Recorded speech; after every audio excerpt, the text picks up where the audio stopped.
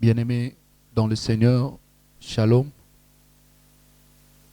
Nous vous saluons encore une fois ce dimanche matin parce que nous savons que le Dieu de grâce, le Dieu fidèle, le Dieu d'amour,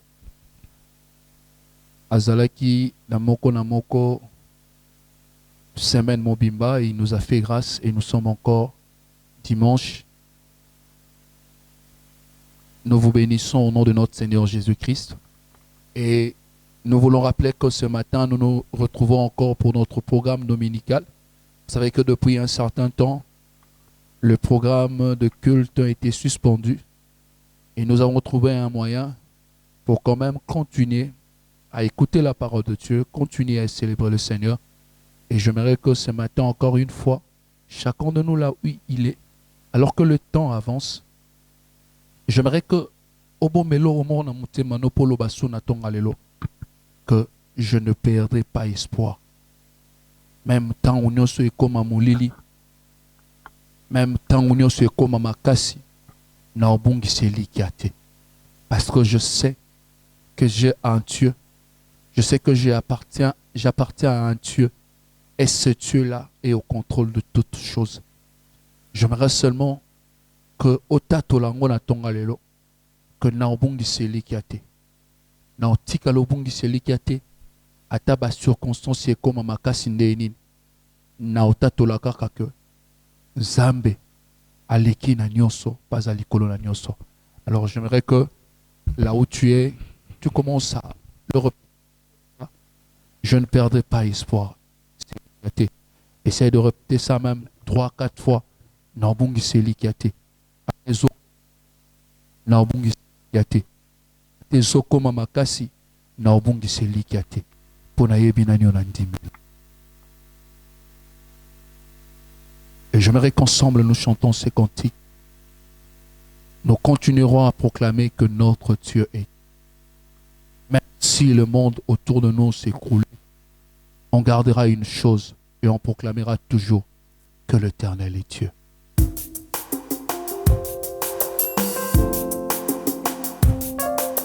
Si le monde autour de moi s'écroule, et même si au bout de mon parcours, je ne vois plus de tout qui s'écoule, je proclame que tu es Dieu. Car je n'ai pas besoin de voir pourquoi. Je ne pose pas de questions du genre pourquoi. En toi je bâtirai tous mes espoirs. Je proclame que tu es Dieu. Car je n'ai pas besoin. Car je n'ai pas besoin de voir pourquoi. Je ne pose pas de questions du genre pourquoi. En toi je bâtirai tous mes espoirs. Je proclame que tu es Dieu. Même si le son, même si les hommes n'arrivent plus à chanter ta louange, le chant d'oiseaux s'élèveront vers toi. Même si le son, même si les hommes ne voulent plus célébrer ta louange, les pierres s'élèveront pour t'acclamer. Le temps peut s'arrêter et les étoiles tomber du ciel. Tu es Dieu, ton règne n'a pas de fin. Même si le son, même si les hommes n'arrivent plus à chanter ta louange, le chant d'oiseaux se lèveront vers toi. Même si les hommes ne voulent plus célébrer ta louange, le pierre se lèveront pour t'acclamer. Le temps peut s'arrêter et les étoiles tomber du ciel. Tu es Dieu, ton règne n'a pas de fin. Acclame-le.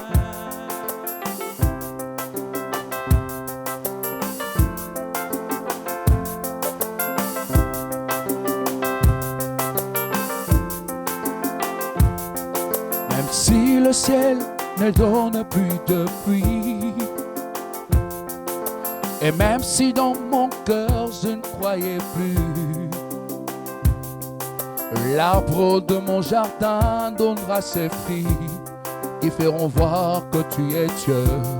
Et même si tes promesses duraient longtemps, comme l'oiseau rare au soir du printemps, je sais que tu ne dépendras jamais du temps. Je proclame que tu es Dieu. Et même si tes promesses duraient longtemps,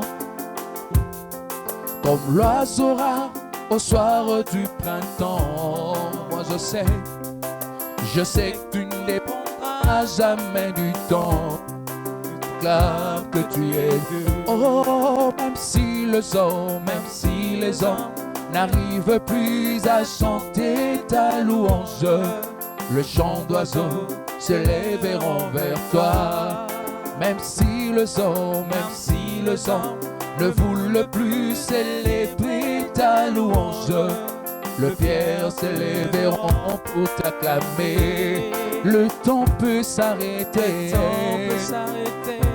et les étoiles tomber du ciel. Tu es Dieu, ton règne n'a pas de fin. Oh, même si les hommes n'arrivent plus à chanter ta louange, le chant d'oiseaux se lèveront vers toi. Même si les hommes ne veulent plus célébrer ta louange, le pierre se lèveront pour t'acclamer. Le temps peut s'arrêter et les étoiles tomber du ciel. Tu es Dieu, ton règne, Papa, tu es Dieu, ton règne n'a pas de fin. Tu es Dieu, ton règne n'a pas de fin. Papa, tu es Dieu, ton règne n'a pas de fin. Tu es Dieu, ton règne n'a pas de fin. Tu es Papa, ton règne n'a pas de fin. Tu es Dieu, ton règne n'a pas de fin. Jehovah Jireh, ton règne n'a pas de fin. Tu es Dieu, ton règne n'a pas de fin. Oui, tu es Papa, ton règne n'a pas de fin. Tu es Dieu, ton règne n'a pas de fin. Yo mosungi nanga, ezali yo Papa. Elikya nanga, sepai. Yo mosungi nanga, ezali yo Papa.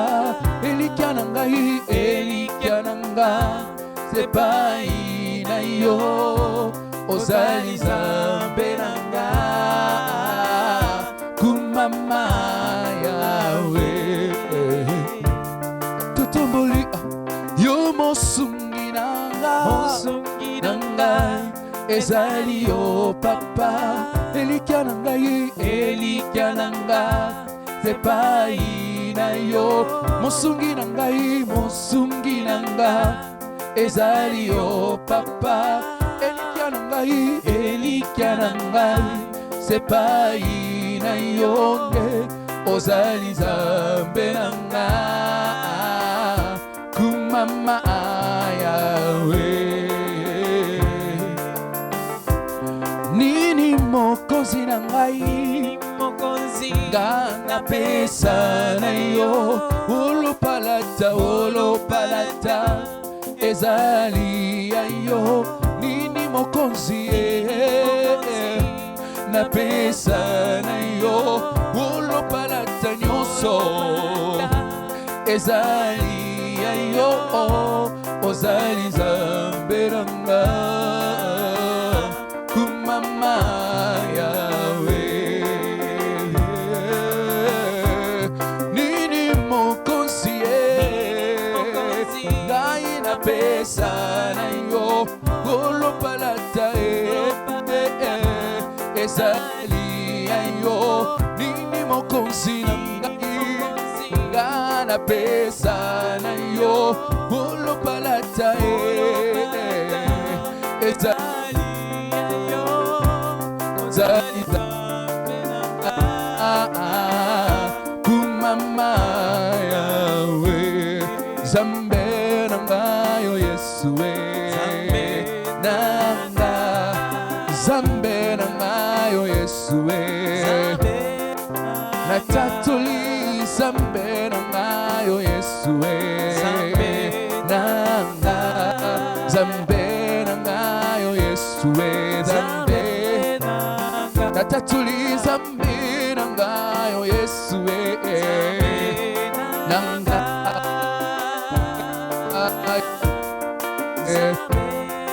Yinde makat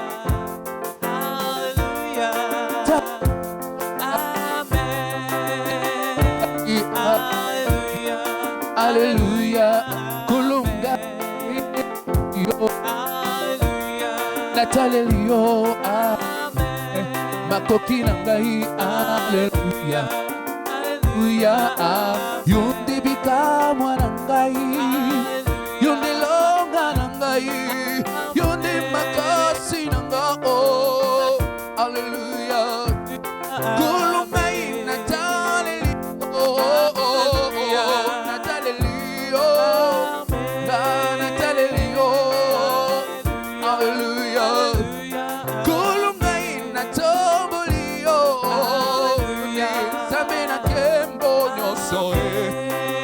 Nyonso na loboko na yo yanguya haleluya biso totomboli yo totaleli yo elobe mobali haleluya tuyimbi haleluya amen amen haleluya amen kolo Yesu azanangu Amen, amen, oh hallelujah, amen, bilumbi mukaya fana nangwende, amen, amen, dema hallelujah, amen, kulu Yesu atabumoy,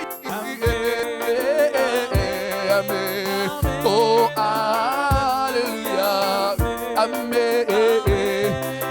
Mobile fana nankemo amen amen amen hallelujah amen bisoto tombola Yesu amen amen oh hallelujah amen yango bisika toza tobeti maboko amen amen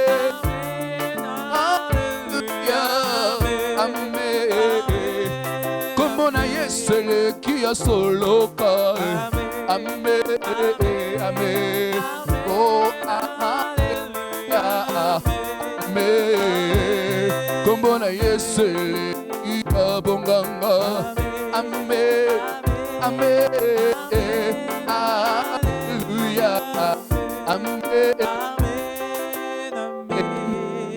hallelujah amen amen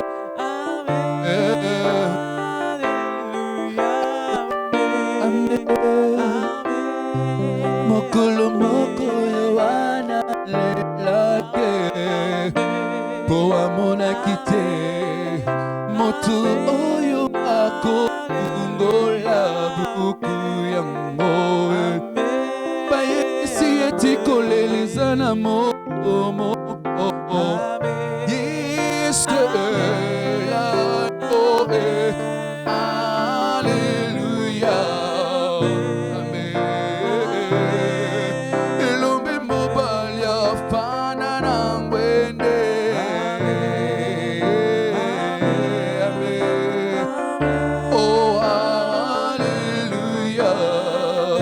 Amen. Bisoto kotika titoko tombola.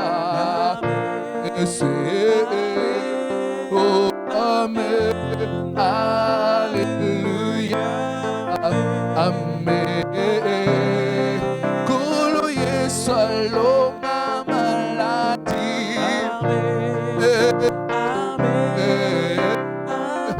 Oh, alléluia. Amen. Elombe mobile.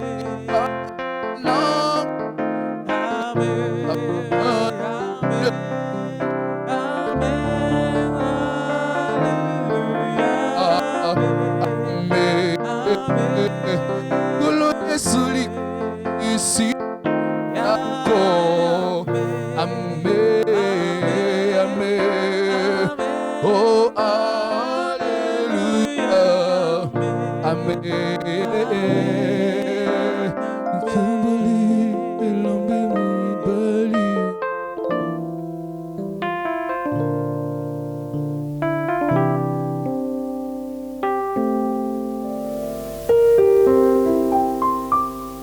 Amen, amen. J'espère que là où tu es, est-ce que tu peux acclamer le Seigneur? Tu sais, tu peux acclamer le Seigneur même quand tu es tout seul, dans ton salon, dans ta chambre, dans n'importe quel lieu où ce culte est en train de te trouver. Même là où tu es, tu peux acclamer le Seigneur et c'est ta façon à toi de lui rendre gloire, de reconnaître combien il est précieux. Tu sais, ça peut paraître même de fois fou que quelqu'un t'entende en train d'acclamer, en train de pousser des cris, des jeux et qui viennent, qui te demandent « Mais qu'est-ce qui se passe ?» Et tu lui dis « Non, je suis en train d'acclamer le Seigneur. » J'aimerais te dire que c'est quelque chose que le Seigneur va beaucoup apprécier, qu'il te voie le faire tout seul, là où tu es. Et il n'y a pas plus grande preuve de la foi qu'il est réellement vivant, qu'il est réellement puissant et que tu crois en sa présence que de pouvoir faire ce que tu es en train de faire là. Que le Seigneur te bénisse d'être en train de le louer et de le glorifier ainsi. J'aimerais nous rappeler que nous sommes sur les réseaux sociaux presque tous les jours et nous faisons un culte en live le dimanche. C'est cela que nous sommes et vous pouvez aussi être avec nous tout le temps dans les réseaux sociaux. Et là, nous sommes dans un temps où nous sommes en train de partager, de parler sur être dans la communion du Saint-Esprit. Et je crois que cela bénit déjà beaucoup de gens. Le peu de témoignages que nous pouvons entendre sont encourageants et nous permettent de pouvoir persévérer encore à saisir la pensée de Dieu et à continuer à la communiquer. J'aimerais aujourd'hui que nous puissions prendre nos Bibles. Nous allons lire 3 textes. Un texte dans le livre d'Exode et les 2 autres textes sont dans l'Épître aux Hébreux. Nous lisons Exode chapitre 5 et nous sommes au verset 1er. Exode chapitre 5, nous lisons le verset 1er, il est écrit ceci: Moïse et Aaron se rendirent ensuite auprès de Pharaon et lui dirent: Ainsi parle l'Éternel, le Dieu d'Israël, laisse aller mon peuple pour qu'il célèbre au désert une fête en mon honneur. Et le deuxième texte est dans Hébreux chapitre 5, le verset 12. Il est écrit ceci: Vous, en effet, qui depuis longtemps devriez être des maîtres, vous avez encore besoin qu'on vous enseigne les premiers rudiments des oracles de Dieu.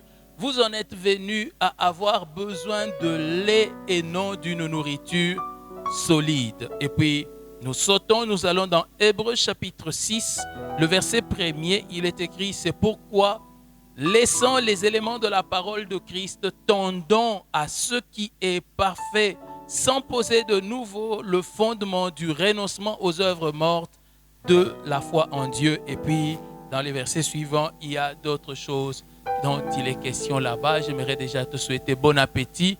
Nous parlons sur le thème dans la communion du Saint-Esprit et aujourd'hui, c'est le 4e message. J'aimerais déjà annoncer que par rapport à la Pentecôte, nous aurons un temps de séminaire où nous serons là mercredi, jeudi, vendredi, et puis nous clôturerons le dimanche qui est le jour de Pentecôte pour célébrer la venue du Saint-Esprit parmi nous. Et j'aimerais nous rappeler que nous sommes dans ce voyage qui nous conduit de la Pâque à la Pentecôte. Mais j'aimerais commencer par ce texte dans le livre d'Exode. Qu'est-ce qu'il est en train de dire, ce texte dans le livre d'Exode? Il est en train de parler de quand Dieu a envoyé Moïse. Dieu rencontre Moïse dans le désert, il lui fait beaucoup de démonstrations et il l'envoie. Quelle est la mission qu'il envoie? Aller libérer le peuple d'Israël. C'est tout ce que Moïse connaît. Quand il arrive, il dit aux enfants d'Israël, il va devant Pharaon et il dit à Pharaon, laisse aller mon peuple. Pourquoi tu dois laisser aller mon peuple? Mon peuple doit aller célébrer une fête en mon honneur dans le désert. Et vous voyez Pharaon qui s'est dit, mais qui est l'Éternel pour que moi je lui obéisse? Et des problèmes commencent. Mais Pharaon sait que ce peuple cherche à quitter mon pays pour aller célébrer une fête. Pour eux, ça se limite là. Et puis Dieu accomplit beaucoup de miracles. Il fait sortir les enfants d'Israël. Et pour tous, ils sont en train de sortir. Pourquoi? Pour aller célébrer une fête en l'honneur de l'Éternel au Sinaï.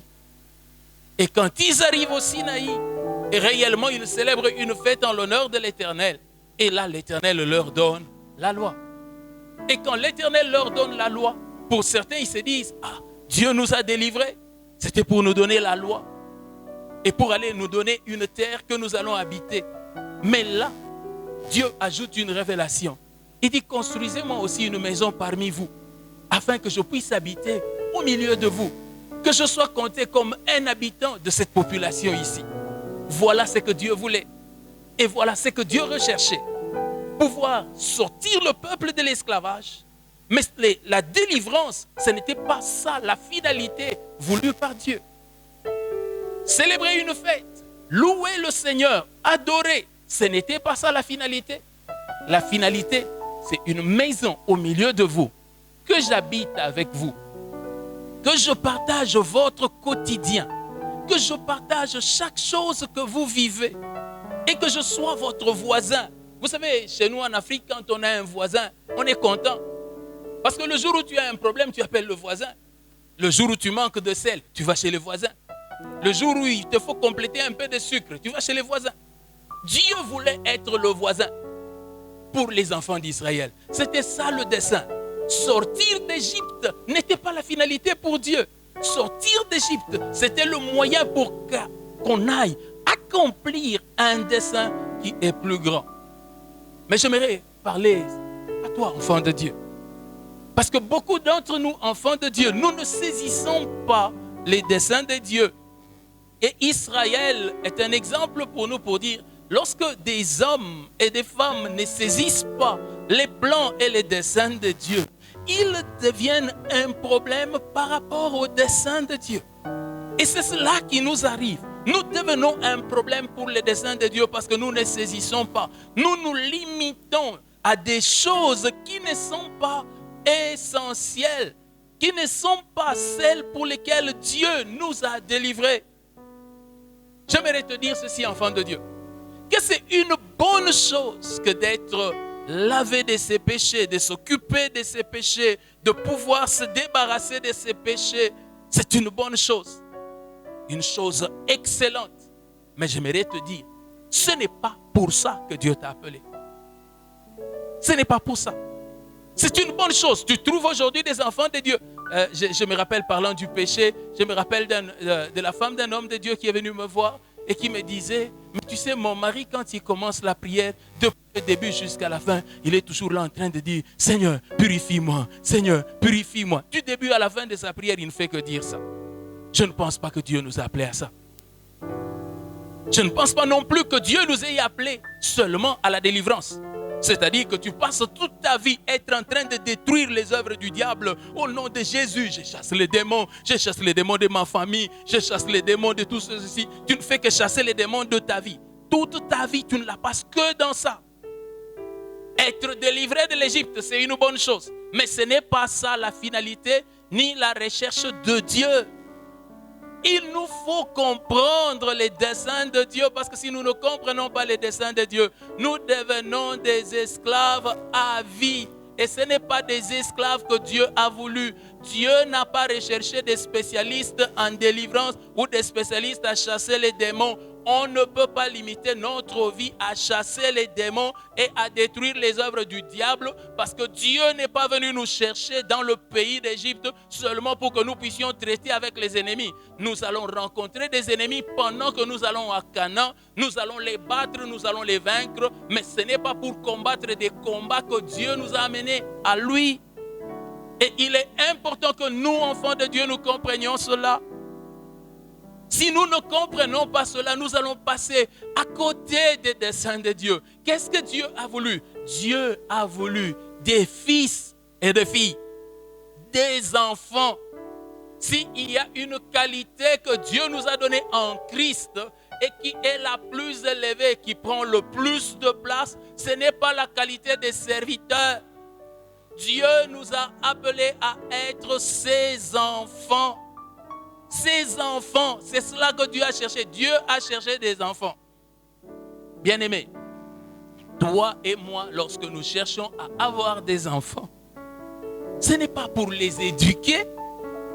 Tu mets au monde et puis avant de les mettre au monde, tu commences déjà à faire des exercices. Comment tu vas commencer à crier sur eux? Comment tu vas commencer à leur reprocher? Et c'est la raison pour laquelle tu mets des enfants au monde? Non. Mais pourtant, l'éducation fera partie de leur vie. Les reprendre quand ils sont en train de dévier, ça fera partie de leur vie. Mais ce n'est pas ça l'essentiel de ce pourquoi tu as voulu avoir des enfants.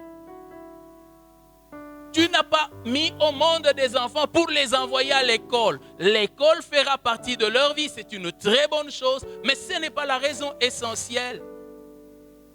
Ce n'est pas la raison essentielle. Et encore moins que tu puisses te dire, non, je mets au monde des enfants, comme ça quand j'aurai vieilli, ces enfants vont me prendre en charge. C'est vrai, c'est une bonne chose de voir des enfants qui prennent en charge leur père, leur mère, leurs parents. C'est une bonne chose. Mais ce n'est pas la raison pour laquelle on les a mis au monde. Parce que si c'était ça, tu n'aurais pas besoin d'avoir des enfants qui sont à toi tout seul. Tu pourrais commencer, mais qu'est-ce que les gens font? Ils épargnent dans les banques, comme ça quand ils sont à la retraite. Et quelque part, c'est une caisse de sécurité sociale qui commence à te rembourser, comme ça. Ce n'est pas ça la raison pour laquelle on a des enfants. Les enfants, c'est pour les aimer. C'est pour se voir en eux et que eux se voient en toi. Le temps que tu passes à communier avec eux. Regarde quand on a un bébé. Vous savez, des fois, les enfants, ils sont même meilleurs quand ils sont tout bébés. Parce qu'ils ne savent pas nécessairement répliquer. Mais toi, tu trouves de la joie presque dans tout ce qu'ils font. Dans tout ce qu'ils font. Quand il fait un petit sourire, ça te donne même plus de joie à toi qu'à lui-même. Tu es en train de plaisanter, parlant dans une langue que tu ne connais pas. Tu dis un bébé et tout ça. Tu te demandes même s'il comprend ça. Mais pourtant, tu le fais pourquoi? Parce que tu veux voir cette joie-là. Partager ce moment-là. Voilà ce que Dieu a voulu.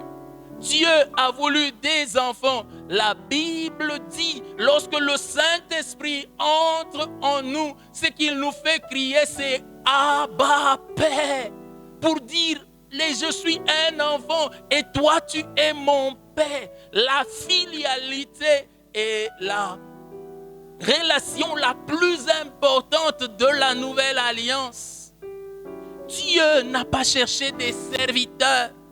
Parce que beaucoup d'entre nous, nous sommes plus concentrés dans les dons spirituels. Oh, j'aimerais être capable de prophétiser. J'aimerais être capable de guérir les malades. J'aimerais être capable d'aller, je ne sais pas moi, chasser les démons partout. C'est bien. C'est très bien même. Mais si tu oublies la chose essentielle, alors tu passes à côté. Voilà pourquoi l'apôtre est en train de dire, mais vous devriez être des maîtres. Alors nous parlons là, on ne devrait plus reparler des rudiments. Nous devrions pas s'étendre à ce qui est parfait. Et quels sont les rudiments dont il leur parle? Le renoncement aux œuvres mortes. Bien-aimé, j'aimerais te dire que nous ne sommes pas Israël. Israël était le peuple dont le culte se limitait au parvis. Le culte d'Israël se limitait dans le parvis. Qu'est-ce qu'il y avait dans le parvis? Dans le parvis, il y avait l'autel des holocaustes. Dans le parvis, il y avait la cuve d'airain. Et tout cela, c'était seulement des instruments de purification. Parce qu'à l'autel des holocaustes, ils offraient leurs sacrifices. Et à la cuve d'airain, ils allaient pour se nettoyer, se laver. Et leur vie s'est limitée à ça. Leur culte s'est limité au parvis. Nous, notre vie, notre appel n'est pas à se limiter au parvis. Voilà pourquoi, parmi les choses que Christ a faites pour nous, il nous a fait sacrificateurs. Il nous a fait sacrificateurs.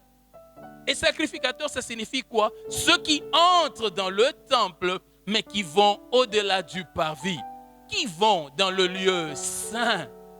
Et c'est cela notre appel. Et beaucoup d'entre nous, nous ne nous limitons qu'à nous laver, à offrir des sacrifices pour les péchés. Et nous ne comprenons pas que ce n'est pas ça le dessein de Dieu envers nous. Levons un peu les yeux et commençons à vivre les choses pour lesquelles nous avons été appelés. Être des enfants pour Dieu.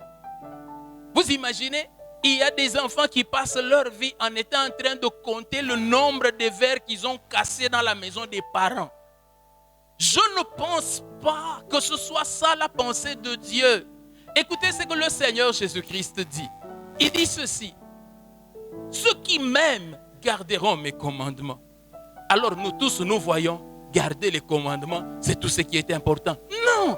Il dit, c'est dans l'amour que je veux que mes commandements soient gardés. Que ce soit par amour pour moi. Et l'amour, c'est quelque chose que l'on développe pendant que l'on est en communion. Notre communion doit nous amener à aimer le Seigneur, à nous attacher au Seigneur. Et cet attachement-là va faire que nous sommes en train de garder les commandements de Dieu. Mais pas garder les commandements juste pour les garder. Parce que si tu gardes les commandements juste pour les garder, tu tombes dans le parvis. Mais ceux qui entrent dans les lieux saints, eux, gardent les commandements par amour pour le Seigneur. Et vous savez ce qui est beau, c'est que nous entrons dans un lieu saint où le rideau entre le lieu saint et le lieu très saint a été déchiré. C'est-à-dire c'est une même pièce. Nous, notre lieu saint et le lieu très saint, c'est une même pièce. Il a dit qu'il me bâtisse une maison au milieu d'eux et je vais habiter avec eux. Vous savez, quand Moïse a commencé, la mission c'était la délivrance. Mais lorsqu'il continue, lorsqu'il marche avec Dieu, il se rend compte que la mission ne se limite pas à la délivrance. Là, Dieu commence à lui parler. Il lui révèle le livre de la Genèse. Il lui révèle les commencements des choses. Ça, Moïse ne savait pas que ça viendrait. Pourquoi? Étant dans la communion, Dieu a commencé à lui révéler les secrets. Il lui a révélé même les prophéties des pères sur les temps à venir. Et ce qui fait que Moïse a rapporté à Israël la prophétie de Jacob sur le peuple qui allait venir. Il a rapporté à Israël non pas seulement la prophétie de Jacob, mais lui-même aussi a prophétisé sur Israël. Pourquoi? Ce n'était pas comme ça au départ. Mais pendant le chemin, ils ont développé. Ils sont allés en profondeur. Ils sont allés plus loin. Parce que quand on comprend les desseins de Dieu, on ne se limite pas aux rudiments. On ne se limite pas aux choses du parvis. Le jour où Boaz se lève et il va chercher Ruth. Pour Ruth, c'est la sécurité sociale qui arrive. Parce que si j'épouse cet homme ici, plus question d'aller glaner dans les champs. Plus question de pouvoir avoir des peines pour avoir de la nourriture. J'aurai de la nourriture. Mais j'aimerais te dire que quand Boaz a voulu épouser Ruth, ce n'était pas pour lui donner du pain. Non. Boaz avait besoin d'une femme. Il n'avait pas besoin de quelqu'un qui était à la recherche d'une sécurité sociale à qui lui donner. C'est bien de venir à Dieu. Je vous ai dit que nous commençons la communion par la faiblesse, c'est-à-dire nous allons exposer nos faiblesses. Mais ça ne peut pas se limiter là. Boaz et Ruth se sont connus pendant que Ruth était dans une faiblesse et à la recherche de combler cela. Mais ça ne s'est pas arrêté là. Et tu ne peux pas, tu n'as pas le droit de commencer. C'est-à-dire, tu t'approches du Seigneur parce que tu as peut-être un besoin. Tu veux te marier, tu as besoin de voyager, tu as une maladie, tu as ceci, cela dans ta vie dont tu aimerais te débarrasser, des enfants que tu ne sais pas gérer et tout cela. C'est bien. Ça, ce n'est qu'un point de commencement. Mais tu ne dois pas, tu n'as pas le droit de t'arrêter là. Parce que le dessein de Dieu commence dans la faiblesse, mais c'est pour t'amener à plus grand que ça. À la communion, à celui avec qui on va s'asseoir et qui est ton vis-à-vis. Vous savez, l'enfant, c'est celui, la femme comme l'enfant sont des personnes pour qui, dans la vie d'un homme, pour qui il est en train de... Il ne dépense pas, hein, il ne suit pas avec lui. Mais quand ils viennent pour réclamer ce que lui a gagné, ils ne se présentent pas comme des gens faibles. Ils ont des exigences. Et ces exigences-là, ils ont droit de les avoir. Ça, ce sont les enfants et c'est l'épouse. Bien-aimés, c'est cela que Christ a voulu. Des enfants et une épouse. C'est cela que nous sommes. Et tout cela, nous le vivons quand nous communions. Ruth oublie la vie que tu voulais avoir juste pour avoir la nourriture. Boaz a besoin d'une femme, d'une aide semblable, d'une personne qui va venir pas pour seulement dire que voilà maintenant le champ ici nous appartient à tous. Non, parce qu'au-delà du champ, il va s'asseoir avec qui? Il va parler avec qui? Il va échanger avec qui?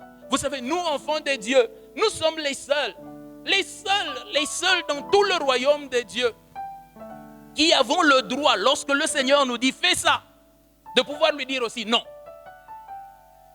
Et ce n'est pas un péché. Quand nous lui disons non, nous commençons à parler avec lui et à lui de nous convaincre. Et par obéissance envers lui, nous allons dans le champ. Jésus-Christ parle, il dit, un homme avait 2 enfants et il est venu, il dit à l'un, il dit, va, fais telle chose. Et l'enfant lui dit, oui, je vais le faire.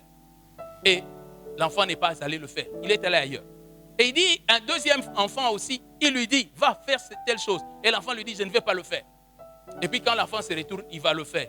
Et pose la question, quel est l'enfant qui est meilleur? Et on lui dit, c'est celui qui a refusé, mais qui l'a quand même fait. Vous voyez, c'est cela l'obéissance des enfants. Les enfants, c'est ceux qui se retrouvent à Gethsemane. Ils regardent les choses qui sont en train de leur arriver. Ils disent, non Père, s'il est possible, éloigne de moi cette coupe. Mais toutefois, non pas ma volonté, mais ta volonté. Il sait lui dire ce qu'il veut. Les anges n'ont pas le droit de dire à Dieu ce qu'ils veulent. Mais toi, Dieu veut que tu sois un enfant. Il veut que tu vives dans sa communion. Et la communion est la raison pour laquelle il t'a appelé. N'oublie pas cela. Ne reste pas dans les rudiments. Vous savez, j'ai constaté quelque chose dans les Écritures. C'est que Jésus-Christ et l'apôtre Paul exercent le ministère, mais ils ne baptisent personne. Est-ce parce que le baptême n'est pas important? Si, le baptême est très important par rapport à la foi. Mais ils voulaient que leur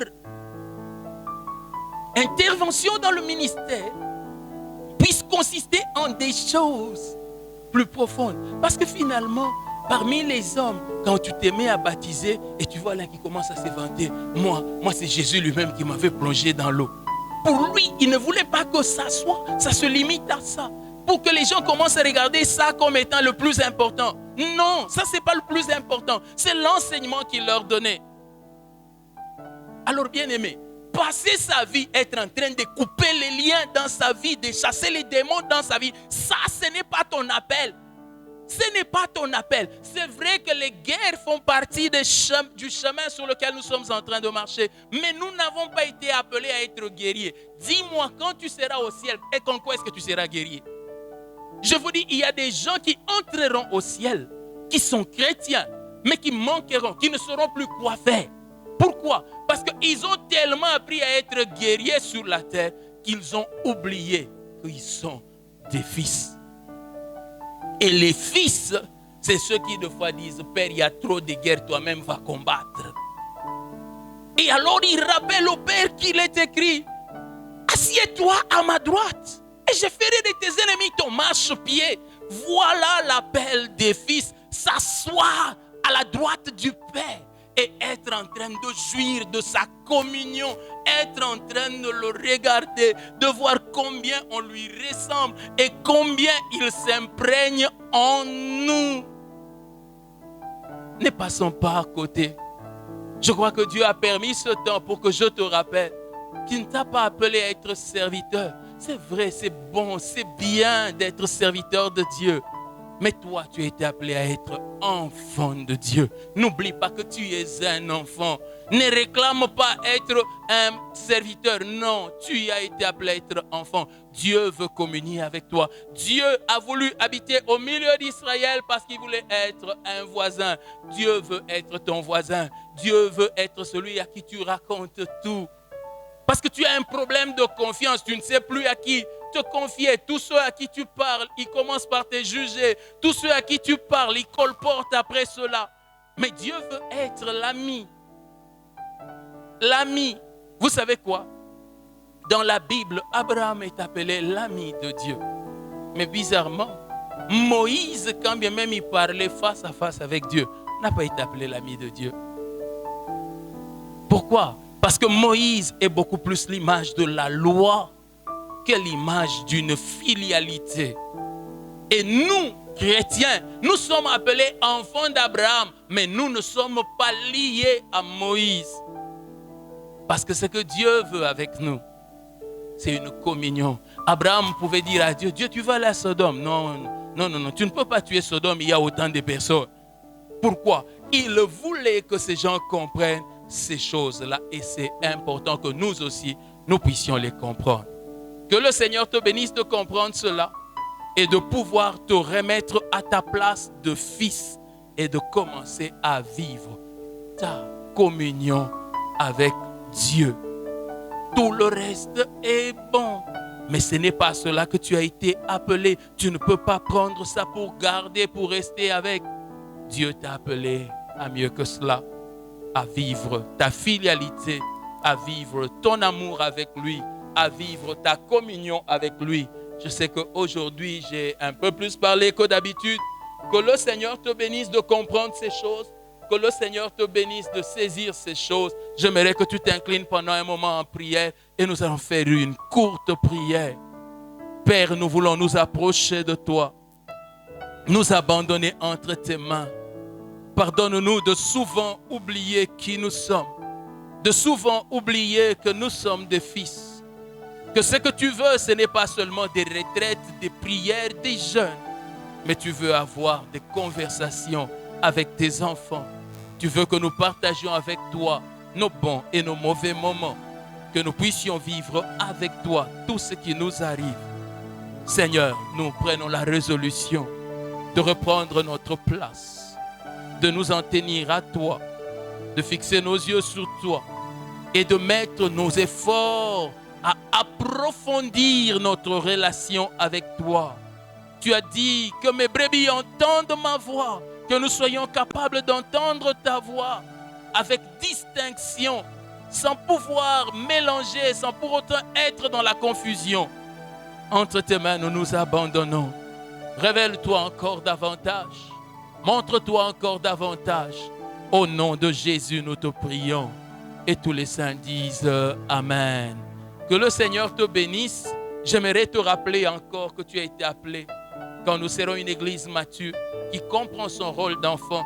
Et en des temps comme ceux-ci, où il y a des urgences sanitaires un peu partout, où tout le monde est dans la panique, au lieu d'être un peuple qui tremble et qui cherche seulement à se cacher pour préserver sa vie, dans la connaissance de ce que nous sommes, nous allons nous lever et devenir des porteurs de solutions pour ce monde, des porteurs de paix, parce que c'est à cela que nous avons été appelés. Il a dit à Abraham, tes descendants seront des sources de bénédictions pour toutes les nations de la terre. Que Dieu te bénisse, passe un très bon dimanche, passe une bonne semaine, que la grâce de Dieu soit avec toi.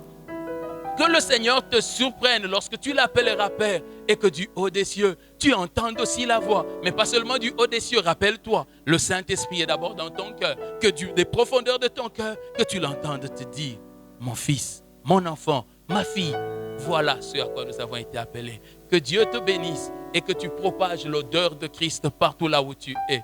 Au nom de Jésus. Et nous disons tous Amen. Bon dimanche.